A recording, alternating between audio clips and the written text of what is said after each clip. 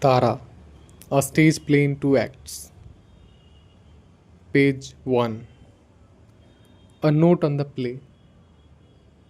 Mahesh Dattani frequently takes as his subject the complicated dynamics of the modern urban family. His characters struggle for some kind of freedom and happiness under the weight of tradition, cultural constructions of gender, and repressed desire. Their dramas are played out on multi level sets where interior and exterior become one and geographical locations are collapsed. In short, his settings are as fragmented as the families who inhabit them. In his plays, Dattani takes on what he calls the invisible issues of Indian society. In an interview, Dattani says, "You can talk about feminism because in a way that is accepted, but you can't talk about gay issues because that's not Indian. That doesn't happen here. You can't talk about a middle class housewife fantasizing about having sex with the cook or actually having a sex life. That isn't Indian either. That's confrontational even if it is Indian." By pulling taboo subjects out from under the rug and placing them on stage for public discussion, Dattani challenges the constructions of India and Indian as they have traditionally been defined in modern theatre. He encourages other playwrights to do the same. Our culture is so rich with tradition, and that's a great advantage and a great disadvantage as well, because we are living in the present and there are so many challenges facing us. You just have to cross the road and you have an issue. I think it is very important for our country to spawn new playwrights who reflect honestly and purely on our lives, because that is our contribution to the world. Tara centers on the emotional separation that grows between two conjoined twins following the discovery that their physical separation was manipulated by their mother and grandfather to favor the boy Chandan over the girl Tara. Tara, a feisty girl who isn't given the opportunities given to her brother, although she may be smarter, eventually wastes away and dies. Chandan escapes to London, changes his name to Dan, and attempts to repress the guilt he feels over his sister's death by living without a personal history. Woven into the play are issues of class and community and the clash between traditional and modern lifestyles and values. Page 2. Dattani sees Tara as a play about the gendered self, about coming to terms with the feminine side of oneself in a world that always favors what is male. But many people in India see it as a play about the girl child. I included Tara on my syllabus for a class on Indian performance at New York University. My students loved Dattani's work in general, and Tara in particular. Several of them became so excited about the play that they wrote their final papers on it. One student pointed out that Tara and Chandan are two sides of the same self rather than two separate entities, and that Dan, in trying to write the story of his own childhood, has to write Tara's story. Dan writes Tara's story to rediscover the neglected half of himself as a means of becoming whole. Another student pointed out that Dattani focuses on the family as a microcosm of society in order to dramatize the ways we are socialized to accept certain gendered roles and to give preference to what is male. It is important to note that all of Dattani's plays, including Tara, are first workshopped with his company Playpen in Bangalore. Dattani puts the finishing touches on his dialogue only when it is spoken loud by actors in rehearsal. In other words, Dattani writes plays to be seen and heard, not literature to be read. After its Bangalore premiere, Tara was produced in Mumbai and Delhi, where it received rave reviews. It will be included in a volume of contemporary Indian plays titled Drama Contemporary India, to be published in the US by Performing Arts Journal in late 2000. My hope is that it will go on to have many more productions both in India and in the United States. Erin Me. Erin Me is a theatre director who has worked extensively with the K. N. Panikkar and Sopanam Company in Kerala. All quotations are from an interview titled Mahesh Dattani, Invisible Issues, published in Performing Arts Journal. Page 3. Tara was first performed as Twinkle Tara at the Chodia Memorial Hall, Bangalore, on 23rd October 1990 by Playpen Performing Arts Group. The cast was as follows: Bharti by Akhila Tandur, Tara by Neha Sharma, Chandan by Salim Sharif, Patel by Ajit Vide, Rupa by Madhvi Rao, Dr. Thakkar by Chippi Gangji, Director Mahesh Dattani, Lighting Pradeep Belaudai, Stage Management Narendra, Sound M. Bhaskar.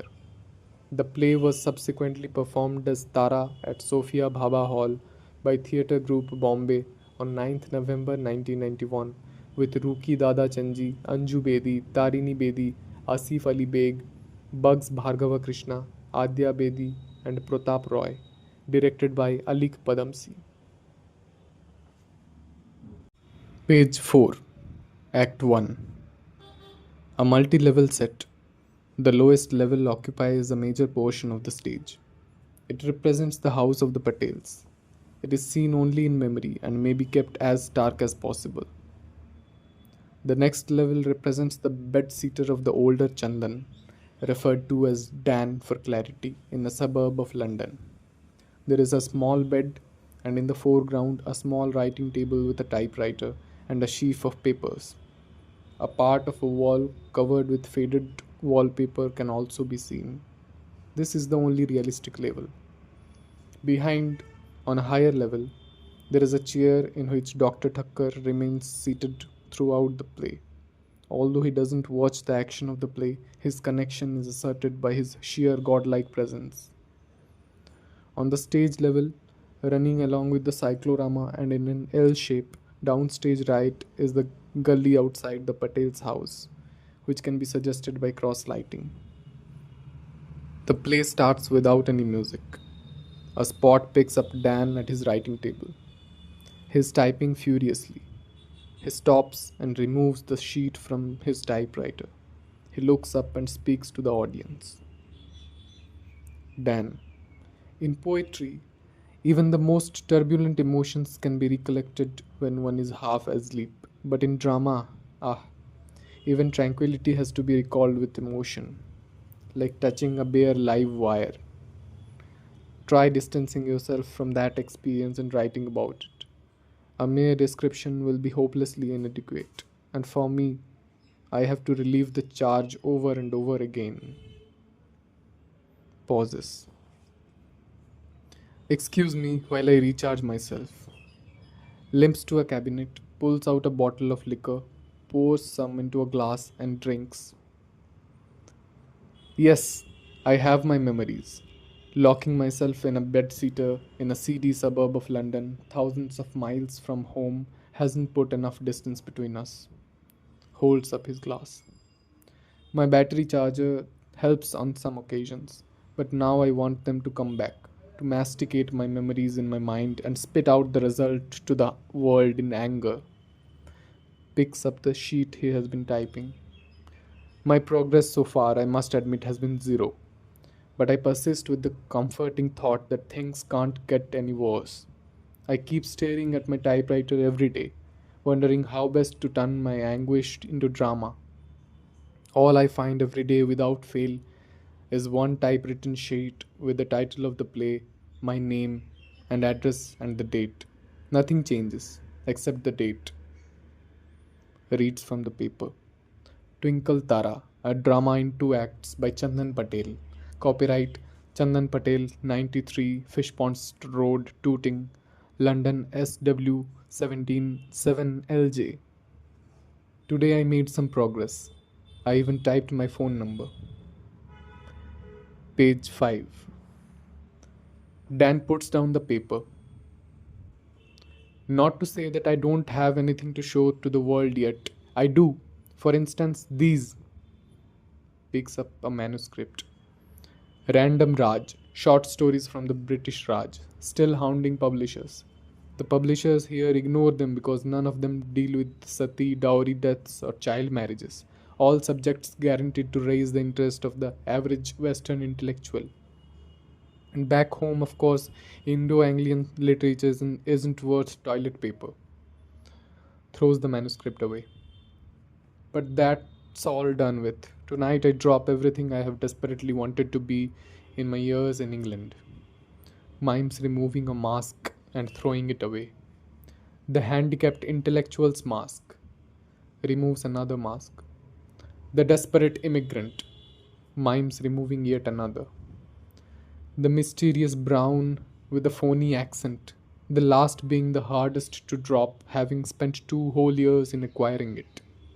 And what remains is what I intend making capital of my freakishness. I'm a freak. Now, a freak doesn't have to look very far for inspiration. But what is hard is to let go, allow the memories to flood in. To tell you the truth, I had even forgotten I had a twin sister until I thought of her as a subject matter for my next literary attempt. Or maybe I didn't forget her. She was lying deep inside, out of reach. A spot on the stage level, Chandan and Tara walk into it. They both have a limp but on different legs. Tara. And me? Maybe we still are. Like we've always been. Inseparable. The way we started in life. 2 lives and one body. In one comfortable womb. Till we were forced out and separated. Patel and Bharti are seen. The lights crossfade to the Patel's living room. Chandan and Tara are playing a game of cards. It is obvious Tara is winning. Bharti has finished her morning puja. Patel is checking the contents of his briefcase and is ready to leave for work. Bharti. Tara, drink your milk, Amma.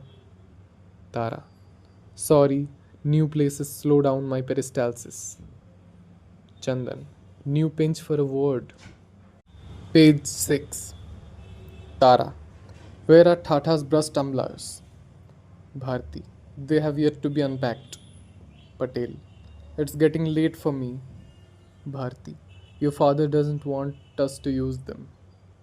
He doesn't want us to use any of your grandfather's things. Patel. What are you saying, Bharti? Bharti. Now that we have moved out of his house, he doesn't. Patel. Just a minute. It was you who didn't want to unpack them. You said so yourself. You said. Bharti. Me? Why would I not want to use my own father's gifts to us? Patel. Let me make this clear. I have no reason to tell you not to use your late father's gifts. You are free to do as you please. In fact, it was you who didn't want to unpack them. So why are you. Bharti. Finish your milk. Tara. I won't. Stop shoving it down my throat. Bharti. Tara. Patel. Why do you serve her so much if she doesn't want to? Bharti. But she must put on more weight. Patel. She's fine. Bharti. No. She's much too thin. She must put on more weight. This morning at the clinic, Dr. Kapoor checked their charts. She's lost half a pound in 1 week. Patel. Half a pound isn't much. Bharti. In 1 month, she will lose a kilo. If I don't force her to eat, how will she gain weight? She will keep getting thinner till she's all shriveled and she's only skin and bones. It's bad enough that they. Tara, please. Patel. Tara will be fine. They're both going to. They'll be fine. But Bharti. The doctors are concerned about. Patel. Testily. I know what the doctors said. Dr. Kapoor was surprised at their progress and. Bharti. Surprised? Did you say? Page 7. Patel. I meant to say he was happy to note. Bharti. You said surprised. Patel. Testily again. I know I did, but I meant he was happy. Chandan. Or happily suggested. Tara. Now don't start on your sidey jokes. Chandan. Or he was surprised that he was happy. Tara. Enough, enough. Patel. After a while, quietly. He was pleased with their progress. beyond everyone's expectations. He's going to mention them in a medical journal. Bharti. No, I don't want my children being mentioned in any medical journal. Patel. Why? What's the harm? It will only be read by other doctors. It might help them with some other such. Bharti. I just don't, that's all. I don't want all that publicity to start again. Patel. It's only a journal. It don't. All right. Bharti. You will put on more wet. Won't you, Tara? Tara. I'll do anything you say, mummy, except drink this milk. Bharti. Anything you say, Tara, anything. The lights crossfade to the street. Rupa, a girl of 15, is seen. She calls towards the house. Page 8. Rupa. Prema, Prema, Prema. Oh, hello, auntie. Kem cho? Majama? Is Prema in? Good. May she come out? Oh, nowhere special. I just thought we could maybe go over to Yankee Doodles for an ice cream or something. A cold? That's okay. I'll come up and keep her company. She told you that I was taking her to see Fatal Attraction? No, that's not true at all. Well, I did say we'll see that movie at Eros, but I meant Snow White and the Seven Dwarfs. What? Oh, Fatal Attraction is playing there.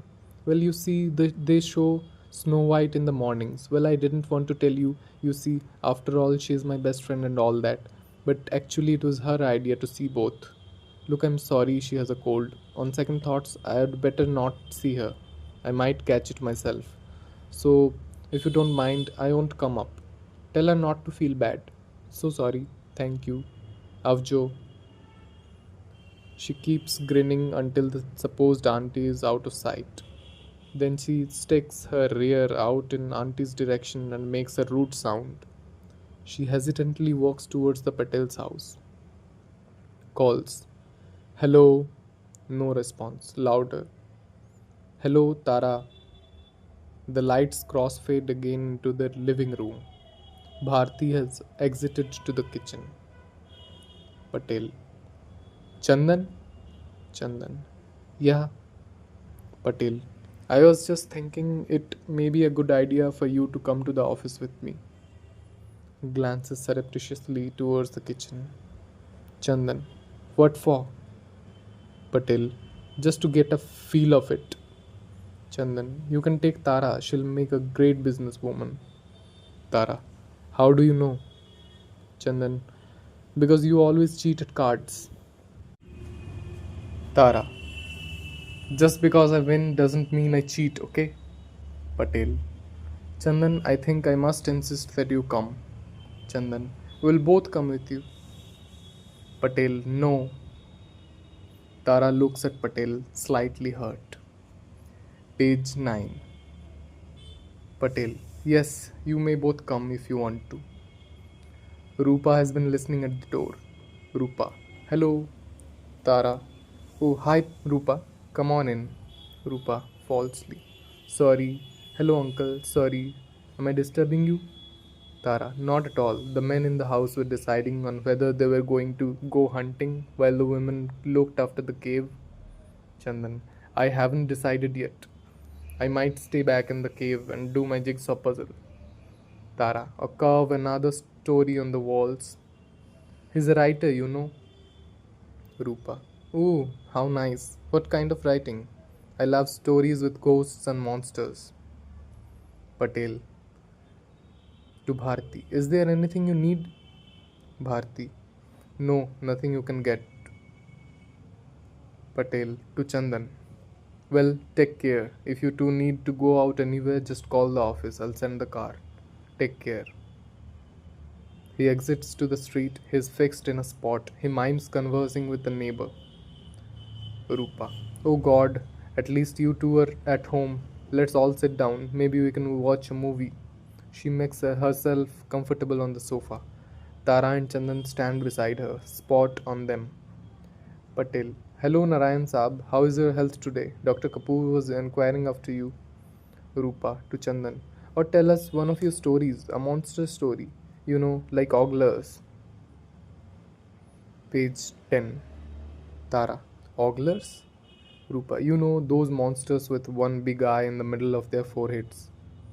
Chandan. Augurs. Rupa. Defensively. Well, they look like they're ogling. Patel. I don't look well because I'm not. Frankly, I'm worried about her. Chandan. I haven't written any story about monsters yet. Rupa. Really? How disappointing. What do you write about? Tara. He writes about people he knows about. Rupa. Really? How interesting. Tara. Yes, he's going to write a story about me. Patel. She needs help. I'm not so sure. Maybe some kind of therapy or counseling. Tara. About me. Strong, healthy, beautiful. Rupa. That's not you. That's me. He's writing a story about me. Aren't you, Chandan? Chandan. Seriously. Yes, you will be in the story too, as the ogler. Patel. Maybe I need some advice or counseling. I don't know whether I'm prepared for the worst. Tara. I am strong. My mother has made me strong. Spot on the three fades out. Patel. Maybe I'm expecting the worst. It may never happen. No. Things are getting out of hand. I must worry about her. Yes, I am worried about my wife.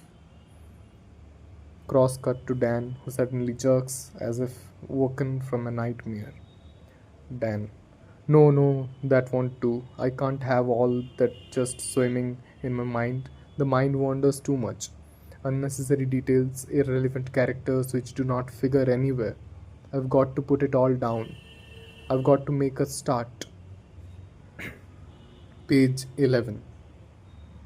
Now steady, Dan boy. One thing at a time. Get to the desk. Sit on the chair. Put your fingers on the keys and type. Cannot type. Well, you can't have everything. No, wait, let me think. What is Tara? Kind, gentle, strong. Her mother has given her strength. And daddy? Silent, angry. And mummy? This isn't fair to Tara. She deserves something better. She never got a fair deal, not even from nature. Neither of us did. Maybe God never wanted us to be separated. Destiny desires strange things. We are meant to die, and our mortal remains preserved in formaldehyde for future generations to study.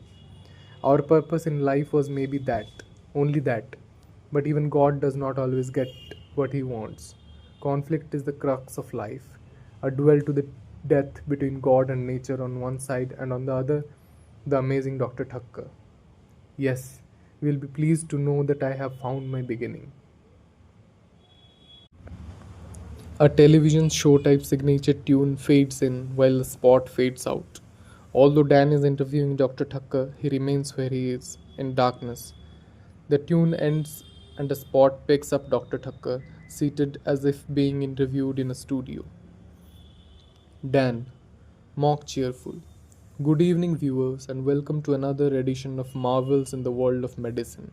We have wi- we have with us this evening at our studio Dr. Umakant Thakkar, who has been in the news lately for his outstanding work at the Queen Victoria Memorial Hospital in Bombay.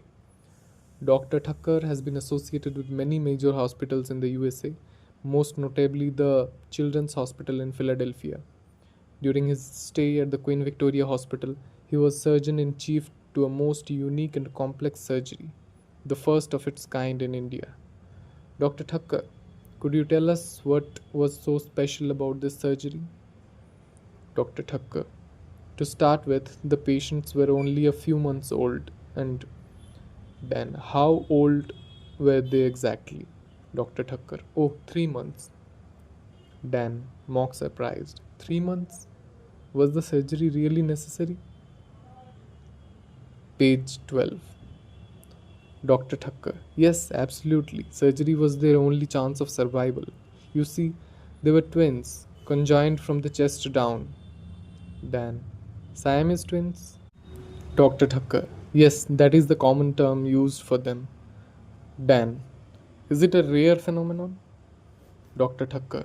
Twins as such are not so rare. The chances. Dan. What about Siamese twins? Dr. Thakkar. Conjoined twins are quite rare. I think one in every 50,000 twin conceptions could have a probability of containing this defect. Dan. How does it happen? Dr. Thakkar. Sometimes we don't know why a fertilized egg destined to separate and develop into two different embryos fails to do so fully. The result is a conjoinment, in this case from the breastbone down through the pelvic area. It is indeed a miracle that they were born alive. Twins with a conjunction of such complexity are in most cases stillborn. Dan, how many twins of this kind have actually survived through birth? Dr. Thakkar. There are, I think, 7 recorded cases in medical literature. But, Dan, and how many are still alive? Dr. Thakkar. In all cases so far, one twin has always died by the age of 4. Dan. Dr. Thakkar, what is your opinion on the Patel twins? Will they survive? Dr. Thakkar. You see, there is something even more remarkable about this case. Dan. And what is that? Dr. Thakkar. Conjoined twins, your Siamese twins, developing from one fertilized ovum are invariably of the same sex. Well, almost invariably. But here, these two were obviously from different fertilized eggs. Page 13. Dan. So, Dr. Thakkar, the twins are of different sexes. Very, very rare. Dan, aside, a freak among freaks. Now I know I'll be a really brilliant writer. Spot fades out on Dr. Thakkar as we hear the explosive openings of Brahms' first concerto. The street area is lit. Tara enters the street. She minds meeting someone and smiling, starting a conversation.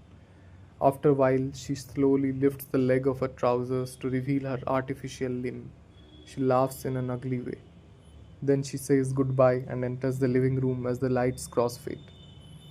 Chandan is lying on his back on the floor, listening to the music and conducting an imaginary orchestra in the heavens. Tara. Oh, I hate those girls. Chandan. What? Made friends already? Tara. You must be joking. Listens to the music. Oh, I love this part. Chandan. How was physio? Tara. Nice doctor, rotten nurse, not like Bangalore. Chandan. Doctors, nurses, a painful necessity in our lives. Referring to the music. Now comes the best part. Tara. Mind you, some of the doctors aren't so painful to look at. This one's called Dr. Gokhale. He's handsome in a ghati sort of way. I love Maharashtrians. Chandan. In London, you swore that you were going to marry that Irish doctor. What's his name? And we were only 12 then. Tara. That was London. This is Bombay. One learns to love the natives. I know. Chandan. How can you know at 12? How can you know at 16?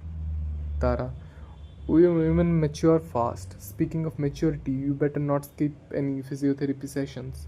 Daddy wants you to be big and sturdy. He will find out from the hospital. And this music is so. I don't know. Chandan. It has passion.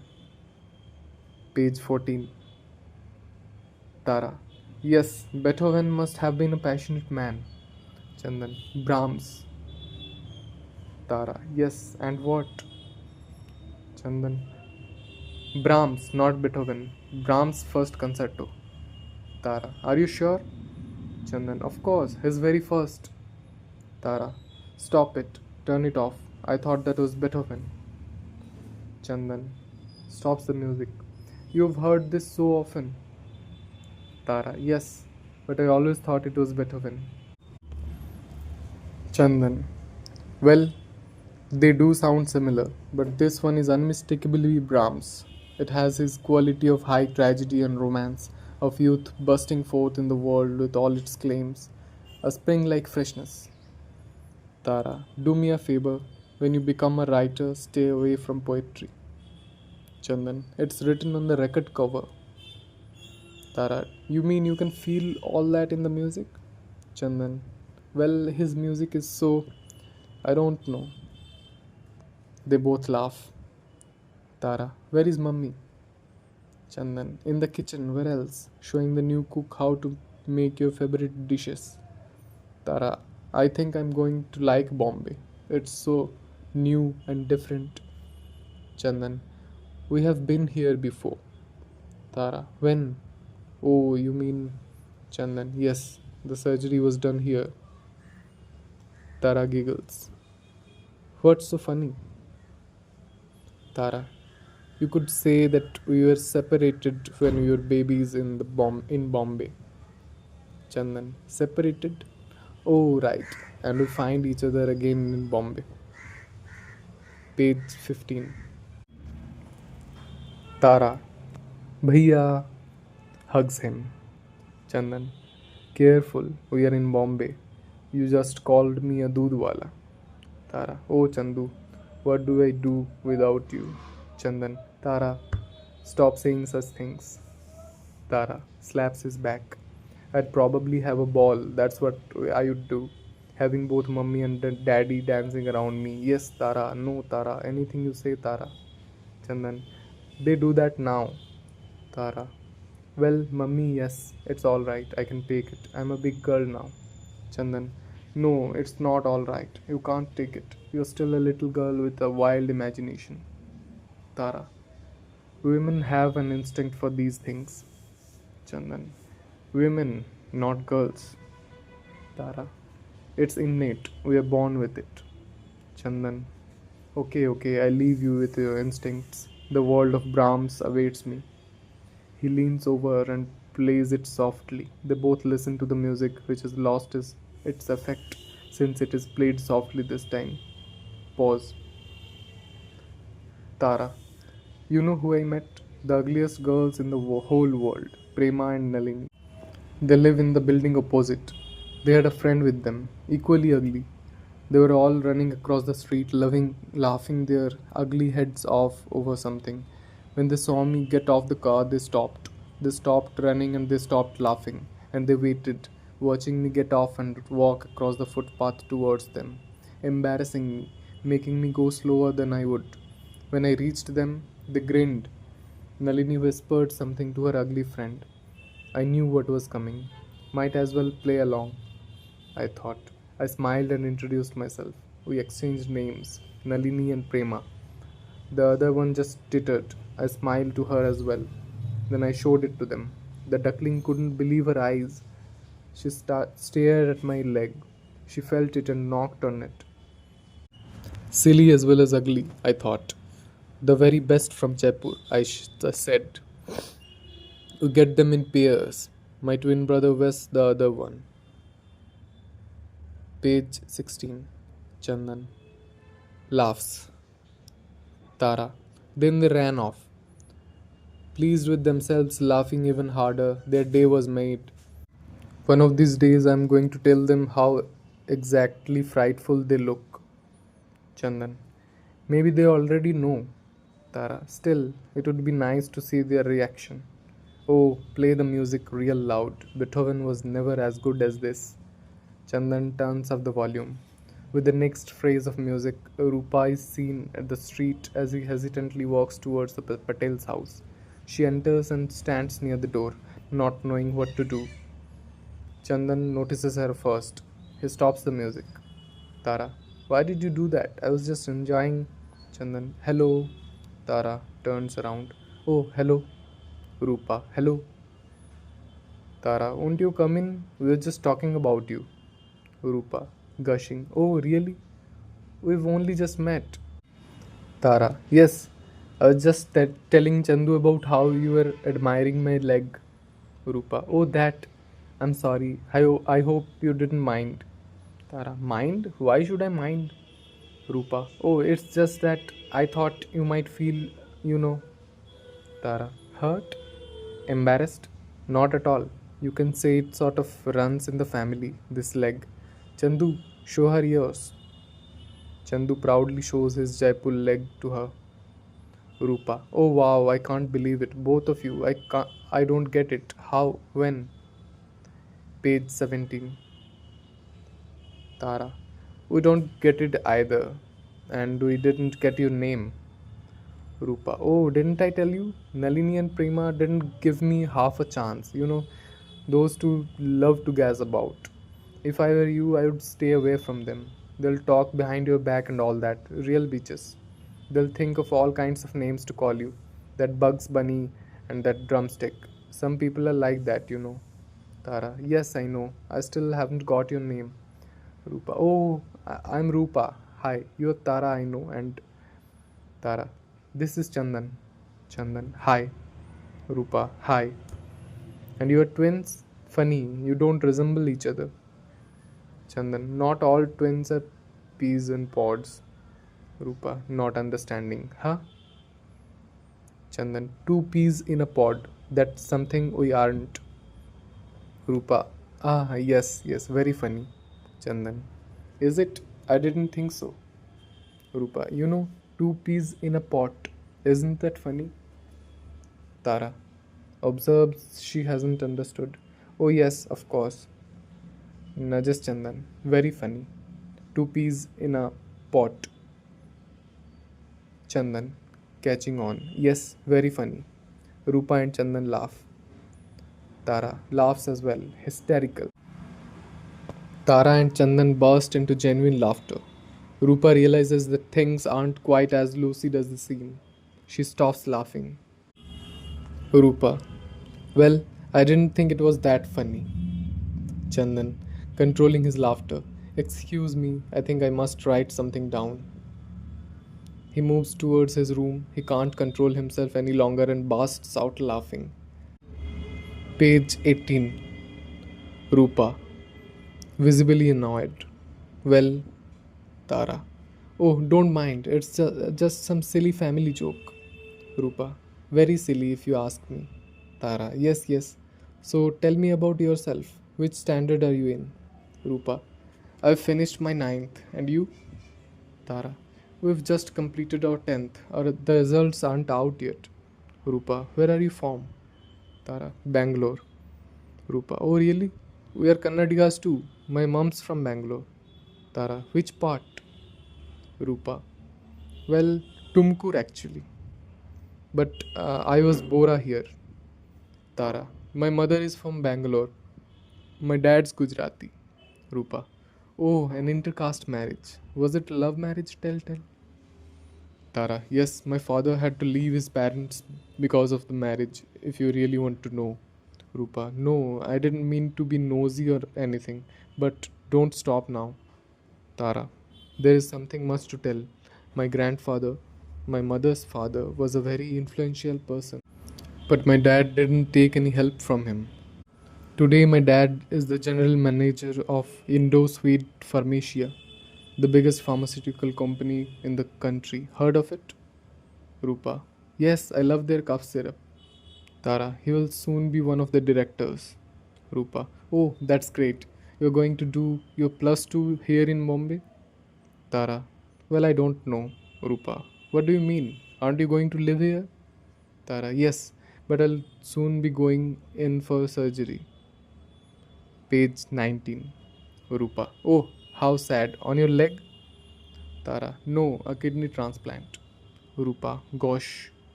Tara. We knew it was going to happen. I was prepared. Rupa. And your brother? Will he also?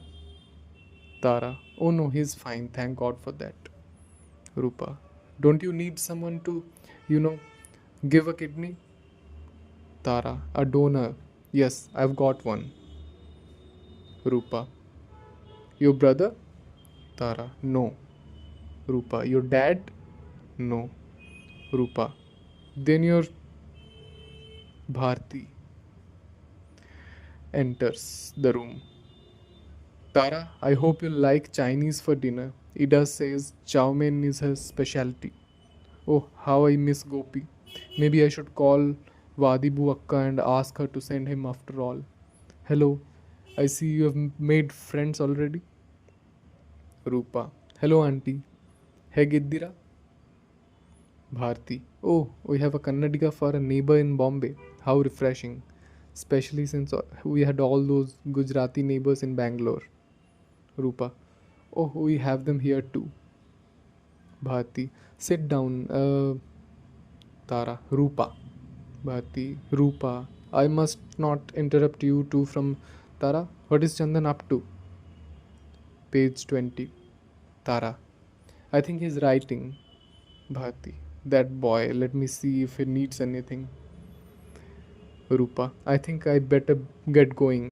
Tara. Well, I'll see you later. If you need my old notes or textbooks or anything, just ask. Rupa. Right. And remember to stay away from that Nalini and Prema. They'll be nasty to you. Tara. That's okay. I can handle them.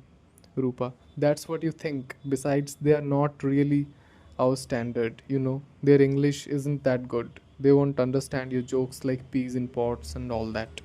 Tara. Well, we'll teach them. Rupa. You will be wasting your time on them. They are, one Tara. Tara. One Tara? Rupa. Odd types. Don't you know Kannada? Tara. Understanding. Oh, one Tara. Meaningfully. Yes, I know what you mean. Rupa. Well, forewarned is four-handed. So, take care. Bye. Bharti. Tara, you haven't finished unpacking. The green suitcase is still lying there. Tara. It's got all my old things. I don't. Bharti. Do it now. Tara moves to her room. Page 21.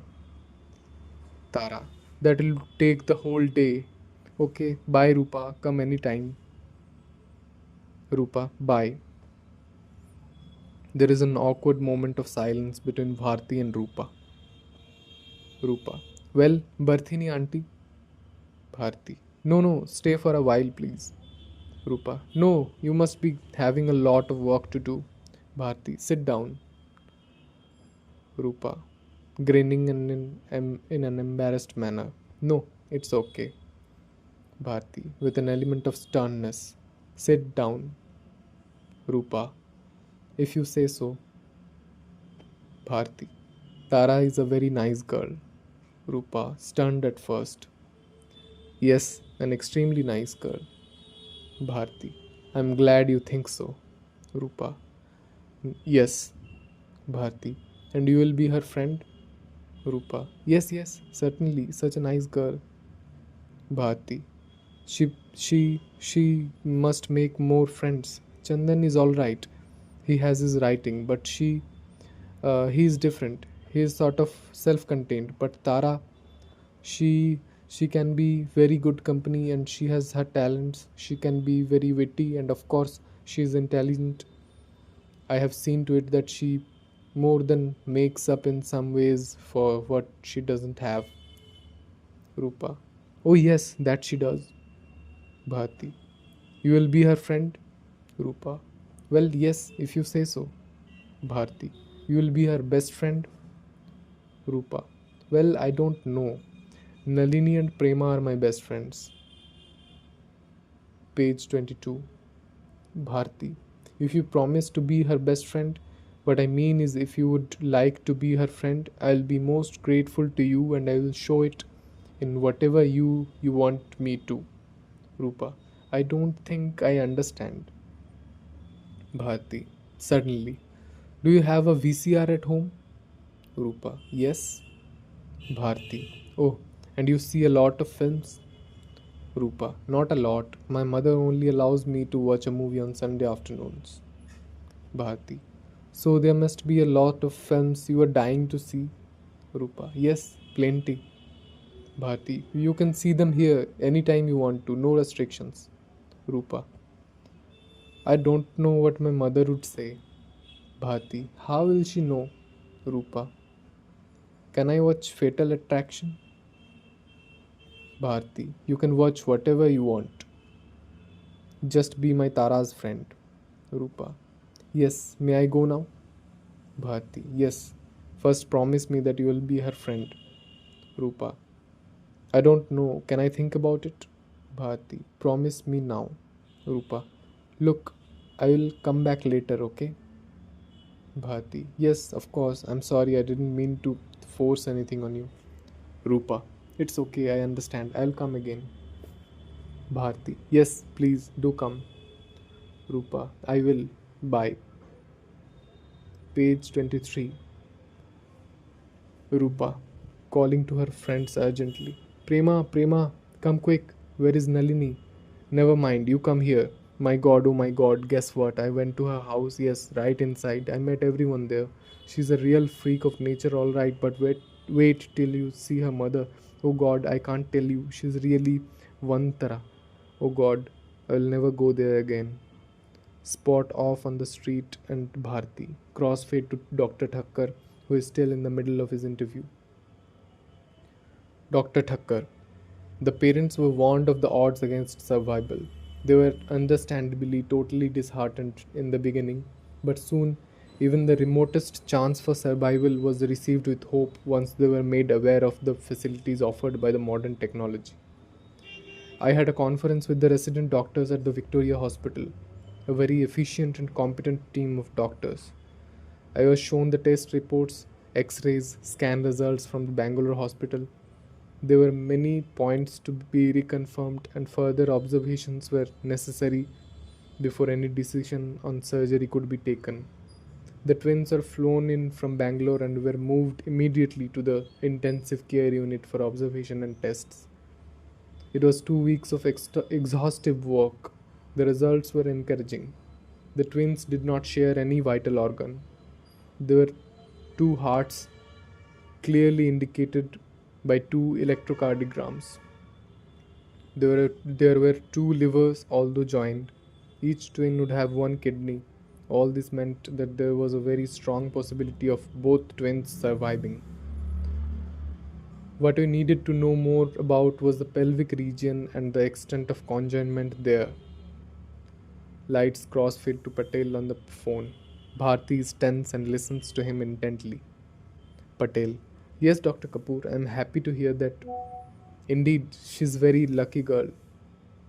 Yes, as soon as possible. Well, after what she has been through so far anyway, she'll be glad that she'll be glad she won't have to go for her dialysis after surgery. Don't worry, doctor. She's a very high-spirited girl. Knowing her, she'll probably joke about it. And her brother gives her enough moral support. Yes, I'll call you tomorrow. Thank you, doctor. Thank you. Hangs up. Page 24. Bharti, excitedly. So, everything is alright? We are compatible?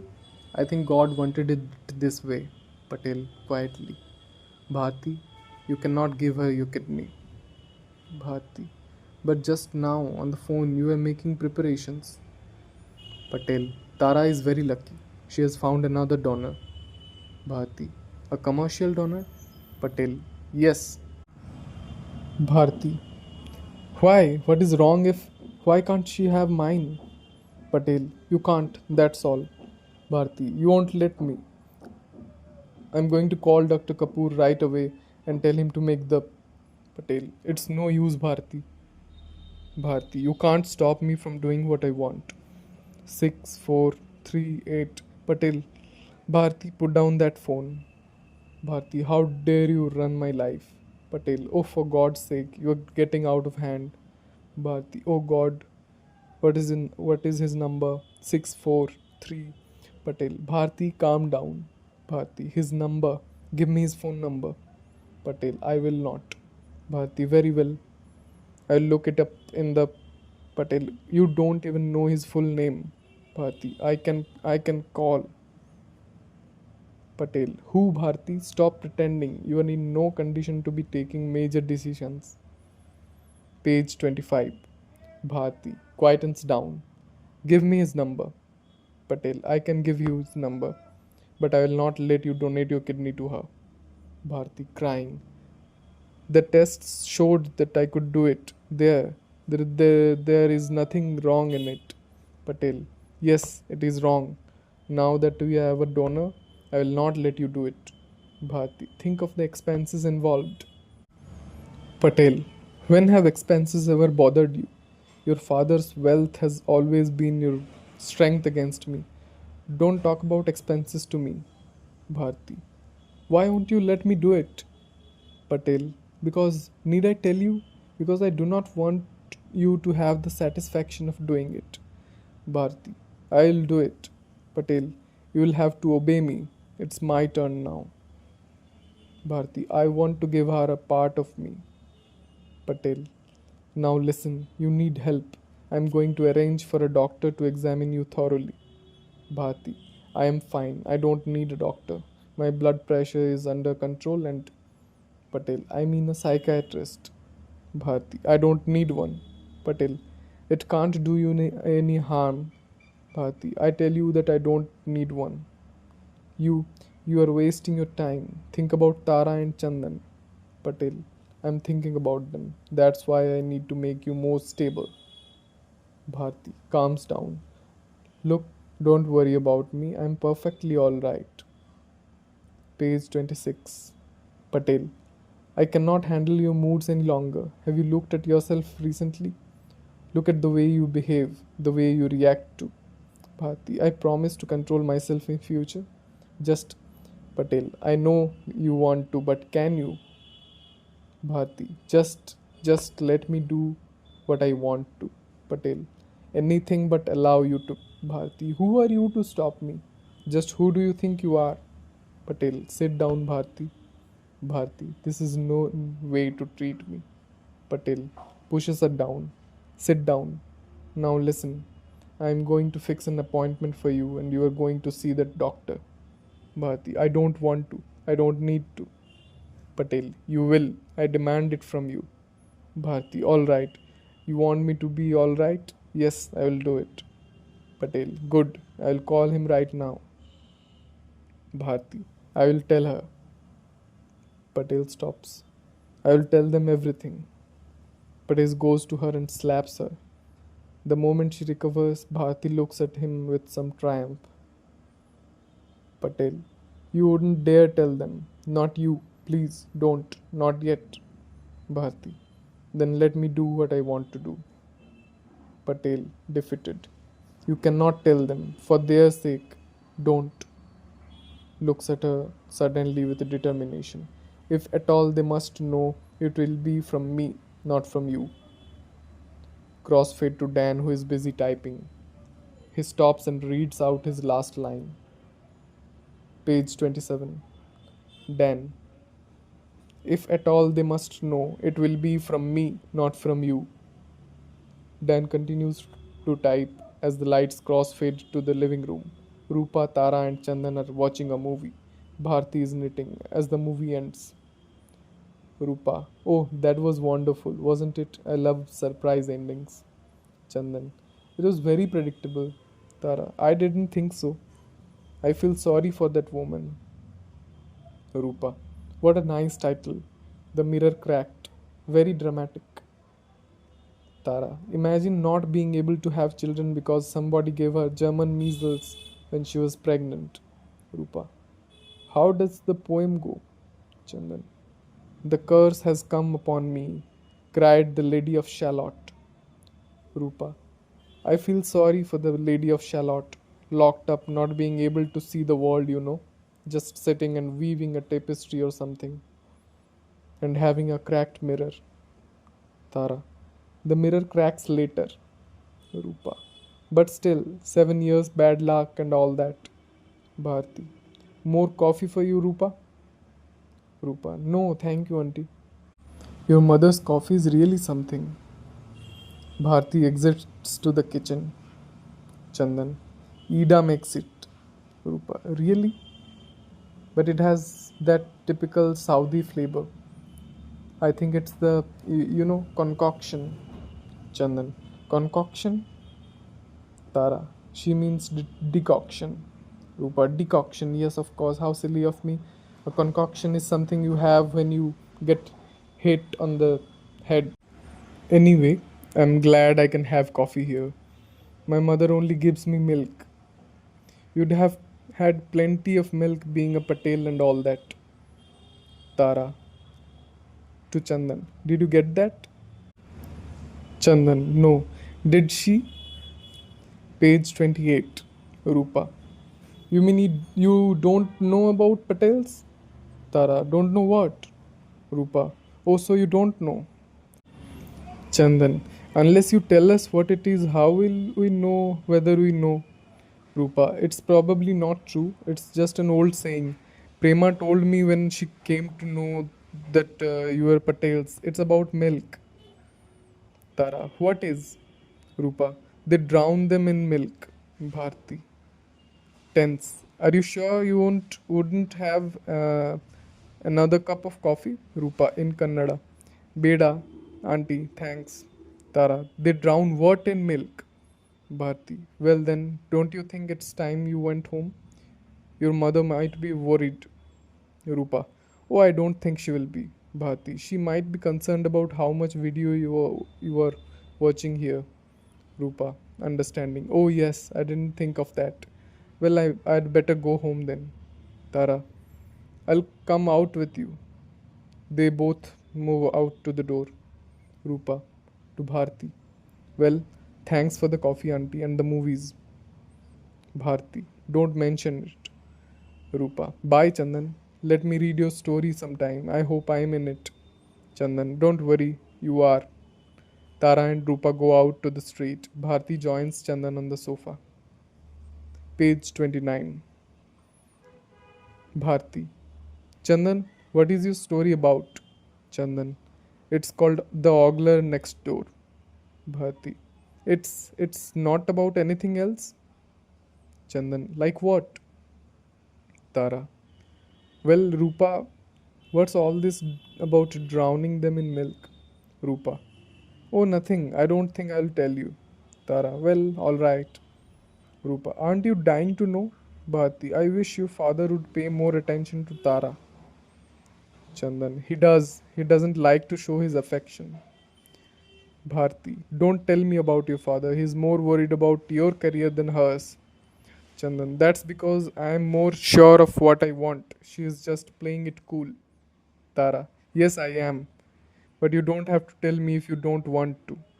Rupa. I don't want to. Tara. Rubbish. You are dying to tell me. Bharti. It's time Tara decided what she wants to be. Women have to do that as well as these days. She must have a career. Chandan, she can do whatever she wants. Grandfather's trust will leave us both money, isn't it?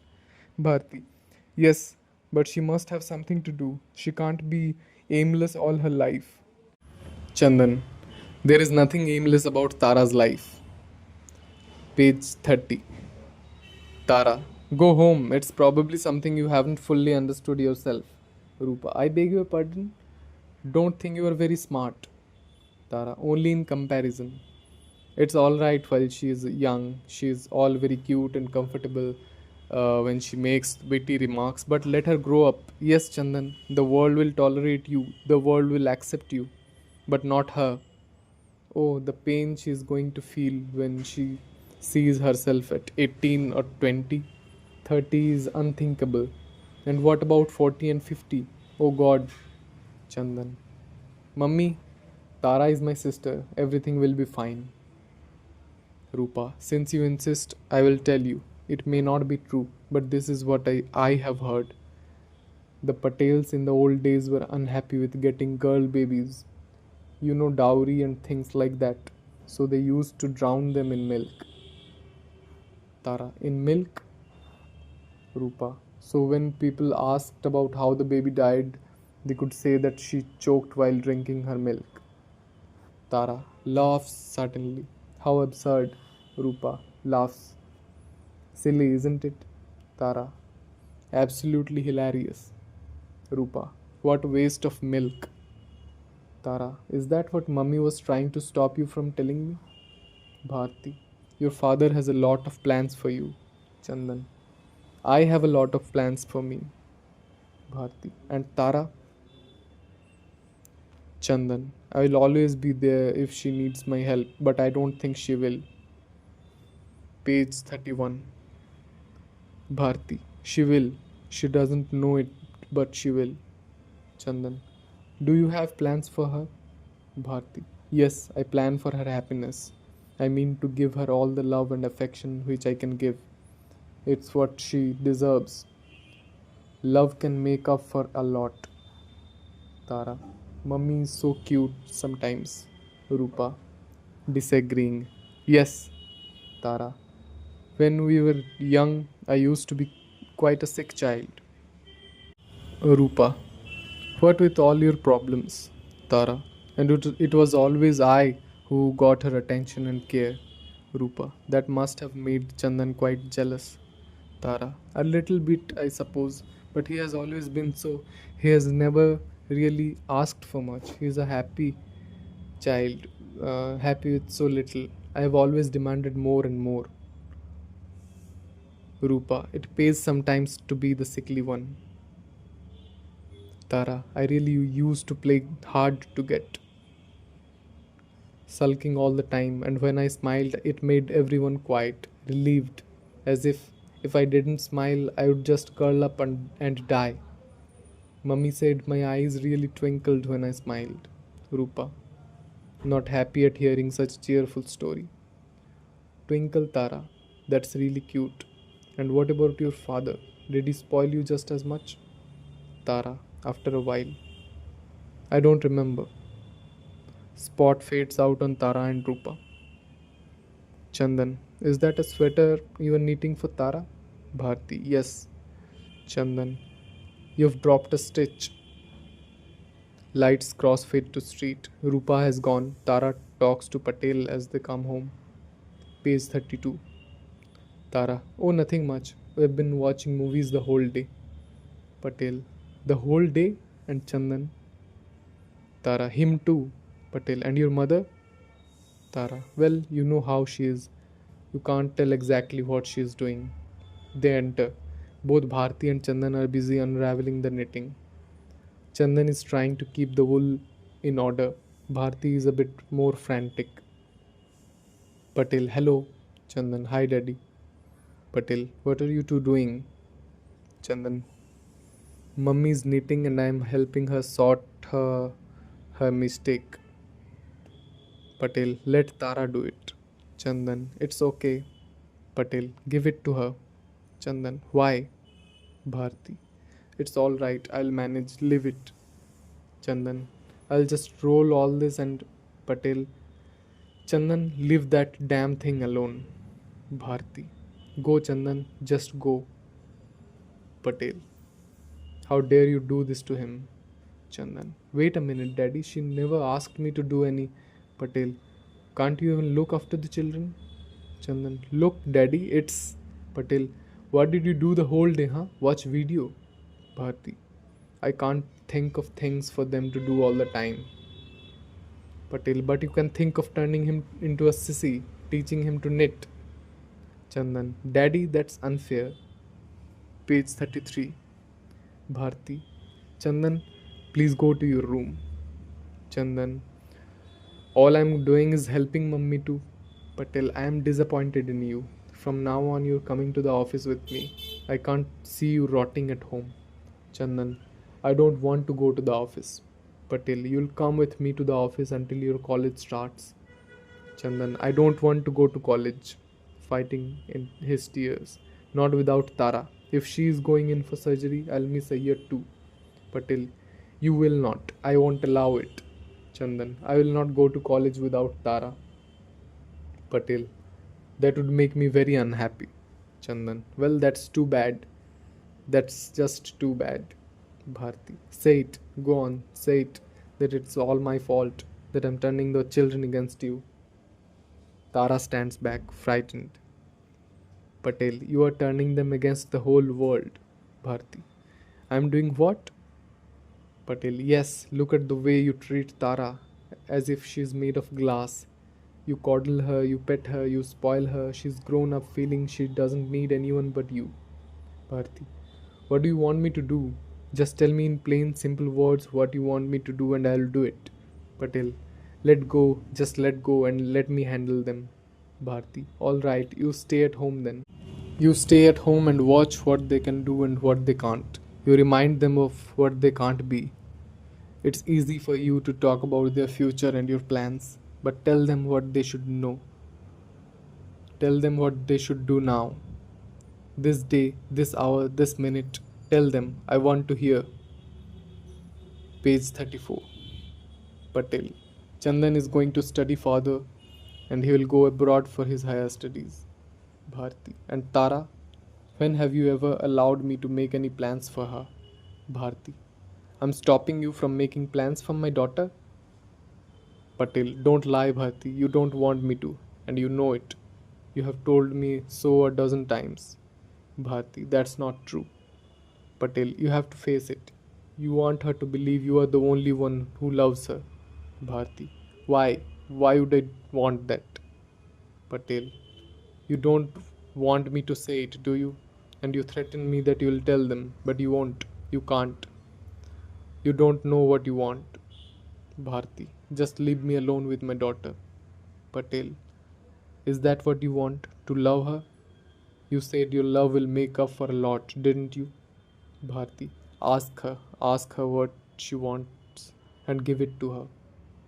Patel. You know she loves you. You are sure of that. Don't make her choose between us, for God's sake. You are ruining her life because you are sick. I want to help you, Bharti. Please allow me to help you. Bharti. I don't need your help. Patel. Look at you. Do you ever go out? No. Have you made any friends? We have been here for 2 months and you haven't even talked to anyone. You just sit here rotting. Bharti. I know I don't need anyone. Patel. Exactly. That's what I want from you. Don't make my children say that. Page 35. Bharti. I'm not doing that. I've always made sure that Tara has had friends. I go out of my way to. Why that Rupa? She. What you are saying just isn't true. You can't lie about me like that in front of my children. Now that they're at an impressionable age and might take your words very seriously. Patel. Oh, how deviously clever you are. I am the liar and I am the one who is feeding them with lies when they are at an impressionable age. I am the violent one and you are the victim of my wrath. You don't go out because I don't let you. Go on, say it. Bharti. Stop it. Stop this madness and let me live in peace. Patel. How can I? Not now. When you are turning my own children against me. Bharti. You said it. I knew you would say it. Say it again. I don't care after all these lies you have said about me. Patel. Yes, call me a liar, a wife beater, a child abuser. It's what you want me to be. And you. You want them to believe you love them very much. Bharti. Yes. Patel grabs Tara. Look at her, Bharti, and tell her that you love her very much. Bharti. Tara knows it. Leave her alone. Tara. Daddy. Patel. Tara, please believe me when I say that I love you very much and I have never in my life loved you less or more than I have loved your brother. But your mother. Bharti hysterically. Stop it. Don't fill her with nonsense about me. Patel. But your mother would like you to believe that it's not true. I love you. Looks at Bharti. We both do. Tara. I never doubted it, Daddy. I don't feel too. Patel. Oh God, her insulin. No, get the sugar. Page 36. Bharti. She's dying. My Tara is dying. Patel shouts, get the sugar. Bharti doesn't move. Didn't you hear me? Get me some sugar before she. He realizes he will have to do it himself and carries Tara to the kitchen. Bharti sits on the sofa and sobs. Spot on her. The spot on Dan fades in as he unwinds the sheet on his typewriter. Dan reads aloud. Bharti sobs. Patel brings in the revived Tara. Patel picks up the phone and dials the hospital. The act ends with the explosive opening of Brahms' first concerto. Dan stretches himself while the concerto plays. Slow fade out on Bharti. Act 2, page 38. Spot on Bharati and Tara. Music. There is a certain beatitude in Bharati's demonstration of affection for Tara. Bharati, Tara, my beautiful baby, you are my most beautiful baby. I love you very much. Tara, enjoying this affection. Yes, mummy, I know that. Bharati, I want you to remember that, Tara. Tara, I will. Bharati, everything will be all right. Now that I am giving you a part of me, everything will be all right. Tara, do you really want to do that, mummy? Bharati, very much. Tara, because you love me so much. Bharati, yes, that's why. Don't worry, you will be fine. After the operation, we will all be happy together. And I will make up for your father, and I will make up for all the things God hasn't given you. Tara, I have plenty. I have you. Bharati, yes, thank you, Tara, thank you. Bharati is overwhelmed and they embrace. Crossfade to Dan, who is looking at a book. I was looking through this old scrapbook a present Daddy gave me just before I left.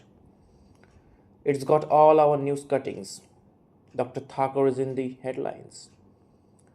Then there are interviews with my mom and dad. And worst of all, a hideous photograph of us. Before and after. I don't think the Elephant Man got so much publicity.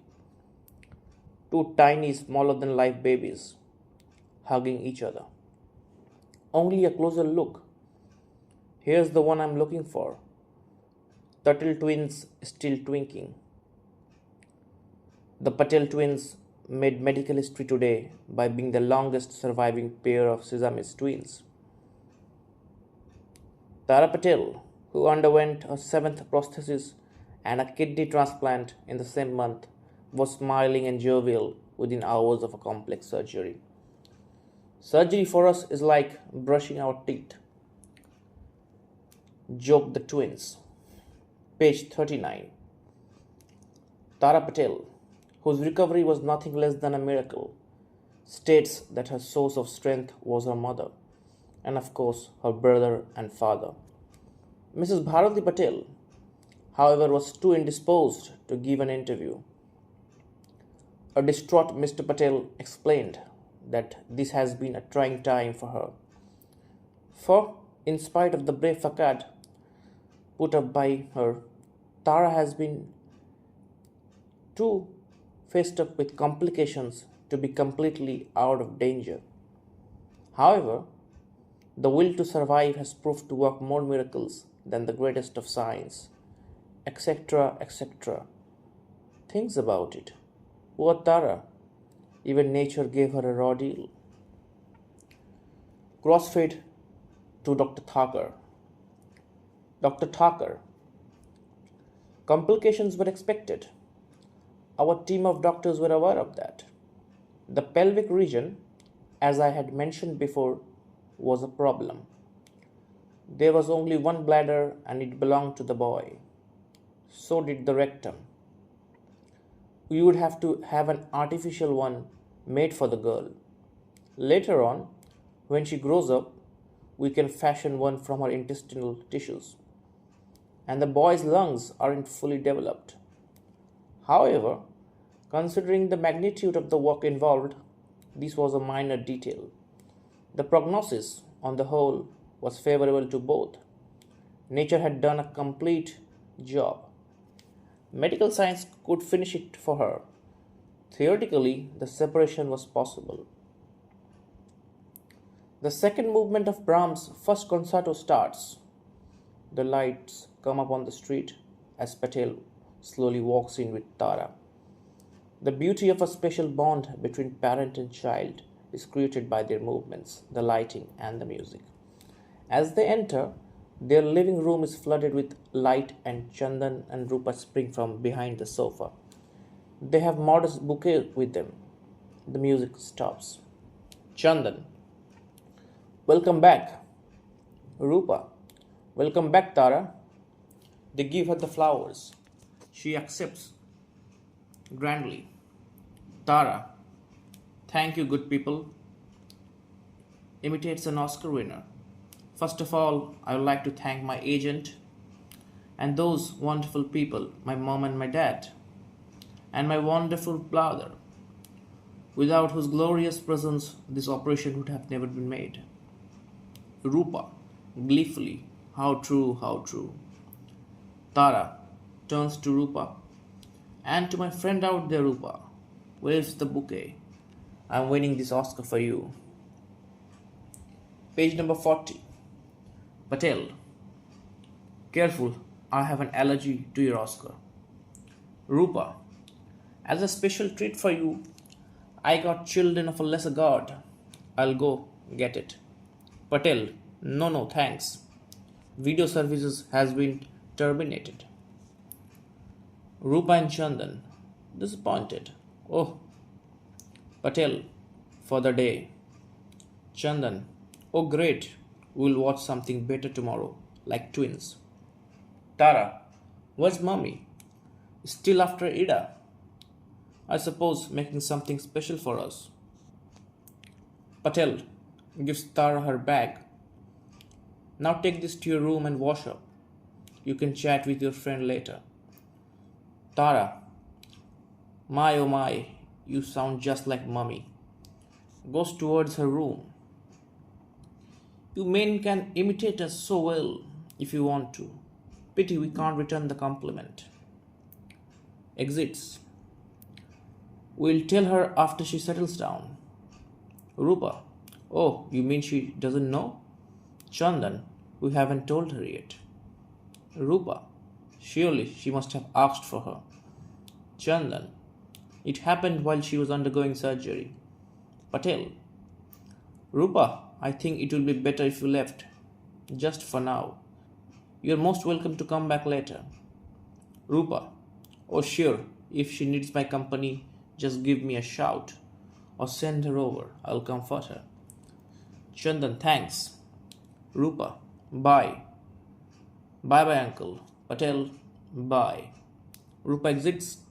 Street lights. She scouts towards Prema's house. Page 41. Rupa. Shh. Prema, are you there? Tara, coming out. Oh, this is terrific. Mummy doesn't even come to say hello. Patel. Tara. Patel leads her to the sofa. She sits down. Spots on them. Their conversation and Tara's reactions are mimed over Rupa's speech. Rupa, as if to Prema. Yes, she's back. Can you believe it? They haven't told her about her mother yet. Well, they are telling her now. Tara looks up at her father, a look of pain. I tell you, that whole family is crazy. And I always knew that mother of hers was bonkers. They say she had a nervous breakdown. I think she has finally gone completely loony, stark naked mad. Patel comforts Tara. Chandan sits beside her. There is no surprise to me. I had told you that she was really want Tara. Spot on Rupa fades out. The spot on Tara lingers just a little longer. The spot on Dr. Thakur fades in. Dr. Thakur, it took us a further 10 days just for planning. We could not afford to make any miscalculations. There would be separate teams for each twin. 2 operation tables were to be joined together. When the separation was done, the tables would have pushed apart and each twin was to receive individual attention. Crossfit to the living room. Tara is seated, looking very depressed. Chandan is trying to cheer her up. Chandan. And then the socialite lady at the physio tells me that she had worked with mobility impaired children before. Mobility impaired? I asked. She pointed to my leg and shrugged her shoulders. And you now know what I said? No response. Come on, take a guess. Taps her. Go on, guess. Tara, irritated. I don't want to guess. Chandan, I said, well, I haven't worked with brain cell impaired people, so I'm sorry, we cannot have a true cultural exchange. Laughs. Tara remains silent. Chandan shrugs his shoulder. Page 42. Patel enters from the kitchen. Tara, what would you like for dinner? No response. Will Kanchipuram idlis do? No response. Tara, Ida is waiting. Chandan, knock knock. Tara, suddenly acting cheerful. Right, let's get the act going. Come on, Chandu, let's hear some more of your gags. I promise to laugh at all of them, even if I heard them before.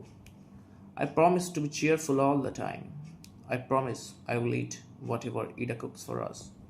And I promise not to mention Mummy at all. Chandan, you do not have to do anything you don't want to do. Tara, in tears. Very well, I don't want to go to college. I don't want to listen to your wisecracks. And I don't want to eat dinner. All I want is to stay with Mummy at the hospital. Patel, no. Tara, why not? Pause. Patel, there will be no more discussion on that. Now I do hope you plan to get to physiotherapy tomorrow. Chandan, if she isn't, I'm not going either. Tara, it doesn't make any difference to me whether you go or not. Chandan, very well. Gets up and goes to her. We'll both stay at home as usual. Watch video and turn into blobs of nothing. Or maybe the body snatchers will invade this house and get our bodies. Tara, they won't get much, will they? Patel to Chandan. You filled up your forms? Chandan. Tara. Tara. Of course not. There's no point in going to college if I have to drop out halfway. Or stay away for days not knowing when. No. Patel, I understand. Goes to Tara. But we have a problem here. Chandan refuses to go to college without you. Page 43. Tara. Look, I'm not going to college for his sake. So tell him not to go to college for my sake. Chandan. Don't be ridiculous. I just don't feel like joining without you. I'm not doing anything for your sake. Tara. Oh, for God's sake. Patel. You two are old enough to sort this out amongst yourselves. I won't interfere. But this is certain. Chandan has to join. I have plans for him. Your Praful uncle will help him get into a good university in England. I know he can get a scholarship of his own, if he tries. But Praful will take care of the special requirements for him. With a solid education, you just can't fail. Not to say that Chandan will have to work for a living. Your grandfather has left all his wealth to you. Since your mother was his only child, you and Tara inherit their home in Bangalore. Chandan, that huge house, it gave me the creeps, I remember. Patel, he left you a lot of money. Chandan, and Tara? Patel, nothing. Chandan, why? Patel, it was his money. He could have done what he wanted with it. Tara, and the house? Are we going to live there later on? Pause. Patel, do me a favor, both of you. Don't ever go back there. Just lock it up. Or better still, burn the whole place down. Exits to his bedroom. Chandan, poor daddy. Tara, Chandu, why? Chandan, he must have had some misunderstanding. Tara, no, I mean, why don't you join college? Chandan, without you? Page 44. Tara, yes. Chandan gets up. Good night. Tara, you are scared. You're scared you will find out that you can't do very much on your own. Chandan, nice try. Tara, oh, you can't hide behind your jokes all the time. Face it, you are a coward. Chandan, angrily, well, I'm sorry. Not everyone has your strength. Tara, you are afraid. Afraid of meeting new people. People who don't know you. Who won't know you how clever you are. You are afraid they won't see beyond your. Chandan, that's not true. Tara, who do you know in this city except that silly Rupa? Chandan, who do you know? Tara, I don't. It's all the same. You, me, there's no difference. Chandan, no difference between you and me? Tara, no. Why should there be? Chandan, that's the nicest thing you have ever said to me. Tara, I'm scared as hell too. I wish I was back with your schoolmates. It took me years to show them how stupid they were. Chandan, so we'll start again all over in college. You will join. Tara laughs. Bastard. Chandan, vulgar girl, calling yourself names. They both laugh. Chandan moves towards the main door. Tara, where are you going? Chandan, come. Tara, you're going out? Page 45. Chandan goes to her and takes her hand in his. For some fresh air. He takes her out on the street. The lights crossfade. Tara, you might get an infection. Wear a muffler. He leads her down the street. At least take your bronchulator. Chandan, if I need it, you can run and get it for me. Tara, very funny. They stop, facing the audience. Spot on them. Chandan, the oglers are all asleep. Nalini, Rupa, Prema. Tara, oh, quite a clear sky. No moon, no. Chandan, no shooting stars to make wishes on. Tara, how true. Oh, I wish there was one. Chandan, make your wish anyway. Tara, what would you wish for? Chandan, oh, I would wish for the stars. And you? Music. Chopin's Prelude number 2 in A minor. Tara, me? Chandan, yes. Pause. Tara, I would wish for both. I would wish for two of them. Chandan, to Jaipur legs? Tara, no silly, the real ones. Pause. Chandan, Tara? Tara, yes? Chandan, don't cry. Pause. Tara, I miss mommy so much. Page 46. They stand with their arms interlocked while the spot slowly fades out. The music carries on while the spot comes on Dan. Dan, making notes. Chopin's Prelude number 2 in A minor. If possible, Dinu Lipati's version. To audience, people who know they are dying have such a deep misunderstanding of life and a sense of attachment to it. Music stops. Crossfade to Dr. Thakur. Dr. Thakur, the separation itself was quite complicated. The pelvis had to be fractured in several places to facilitate separation. Cutting the two livers apart was an extremely delicate job. We had to be careful not to damage the bile ducts. We had about 6 rehearsals with dummies to make sure that every detail was considered. In terms of physical movements of the surgeons during the operation as well as surgical procedure. Crossfade to Chandan, listening to music. Rupa is at the door. She steps in very slowly, watching Chandan lost in the music. She has a video cassette with her. She sneaks behind him. Rupa, boo! Chandan looks up at her in mock horror. Ah, the ogler has come to get me.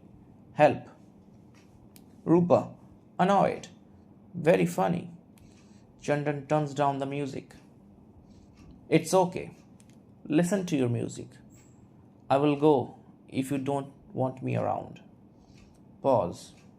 But since you are all alone, I will stay and keep you company. Chandan, where would you be without you? Rupa, I'm glad you appreciate my coming here. Nalini and Prema always crib that I spend less time with them now. Chandan, how heartless of you. Rupa, anyway, who cares? I have got a lovely film we can watch. Don't worry, it's not Fatal Attraction or anything like that. It's one of those class films with Meryl Streep. Chandan, She Devil? Rupa, no, one of our older ones. Sophie's Choice. Have you seen it? Page 47. Chandan, yes. Rupa, disappointed. Oh, you don't mind seeing it again? Chandan, I do. Rupa, oh well, tell me what it's about. Chandan, I can't remember. Rupa, brightening. Then shall we see it? Just jog your memory. Chandan, no, I think I remember. It's about this Polish immigrant. Rupa, Sophie. Chandan, yes. Rupa, and? Chandan, that's it. Rupa, well, that's her choice. Chandan, she didn't have a choice, you see. Oh, then why is it called Sophie's Choice? It sounds better than Sophie had no choice. Rupa, yes, I see what you mean. But what was the choice she didn't have? Chandan, thinks about it. Actually, she did have a choice. Suddenly, what would you do if you had to choose between a boy and a girl? Who would you choose? Rupa, a boy definitely. Chandan, definitely. Rupa, yes. It's bad enough studying in an all-girls school. I would definitely want a boyfriend. Chandan, no, I didn't mean that. Rupa, then what did you mean? Chandan, I mean a son and a daughter. Page 48. Rupa, oh, boy child and girl child. Say that. Chandan, what would your choice be? Rupa, I would be happy with either one. Chandan, that's not the point. In the film, the Nazis will only allow her to keep one child. The other one would be taken away to a concentration camp or something. Rupa, how nasty of the Nazis. Chandan, would you send your girl child to the concentration camp? Rupa, definitely not. I think it's more civilized to drown her in milk, if you ask me. Anyway, there's plenty of time to think about all that. I'm only 15, you know. For now, I would settle for a boyfriend. Chandan, do you have any girlfriends? Chandan, no. Rupa, would you want one? Chandan, I don't know. What will I do with one? Rupa, I don't believe this. Didn't you go to a co-ed school in Bangalore? Chandan, yes. Rupa, well, wasn't there any girl you were close to? Someone you had shared homework with? Or someone you sat next to in class? Chandan, yes. Rupa, yes, you did. Chandan, of course, Tara. Rupa, she doesn't count. Chandan, what did you say? Rupa, I said she doesn't count. She's your sister. What I mean is she doesn't count in this department.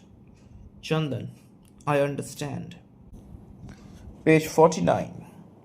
Rupa, for a minute I was wondering. Pause. Where is she? Chandan, she has gone for her physiotherapy. Rupa, what about you? Don't you need to go as well? Chandan, I do, but I don't. Rupa, why? Chandan, I just don't, that's all. Hospitals depress me. Goes to the music system. Rupa, I know what you mean. My cousin Saraswati had her appendix removed. I had to spend the night with her at the hospital. Her mom was tired, and that's the least I could do. God, the smells, the chloroform, the DDT, and what not. I just threw up. Poor Saraswati, she had to help me go to the bathroom. After that, I swore I'll never go to a hospital again. Chandan inserts a cassette and plays it. How is your mother? Chopin's Prelude number 24, opus 45 in A flat, plays halfway through. Where is she coming back? No reply. When is she coming back? Is she going to be alright? Chandan, vaguely. I hate hospitals. The smells, the people, the sterility. He lies on the ground or on a gadda near the music system. He is soon engrossed in the music. Rupa slowly comes to him and lies down or sits beside him. She slyly looks at him. He feels her presence. He looks at her. She pretends to be with the music. He cannot ignore her now. He slowly puts his hand on her shoulder. She freezes. He very awkwardly moves his hand till it is almost on her breast. The music ends. Rupa rises immediately.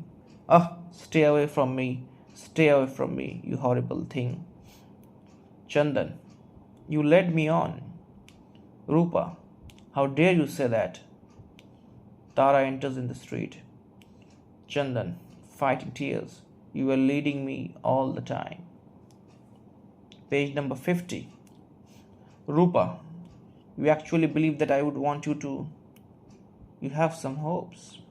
Chandan, you are a cheat, a fraud. Tara is at the door. Rupa, tearfully. Oh Tara, you have come just in time. Chandan, Tara, don't listen to anything she.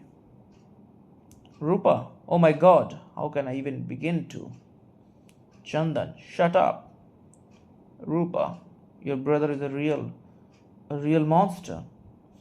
Chandan, stop cooking up lies. Rupa, why he practically raped me. He's a raper. Tara, rapist? Chandan, don't listen to her. She's lying. Rupa, how dare you call me a liar? Chandan, you are, you creepy thing. Chandan, get lost. You wanted me to do it. Rupa, what rubbish. I only wanted to keep you company, but you took advantage. Oh, all men are like that. Tara, like what? Rupa, like that, after one thing. Chandan, I wasn't after one thing. Rupa, well, I'm sorry, I'm not just that type. And personally, I don't think we are, compatible. If you can get what I mean. Chandan, you're right, we aren't. Rupa, and if you really want someone who is, you should bet Freni Narangiwala. I think you will get fine along. She's mentally retarded.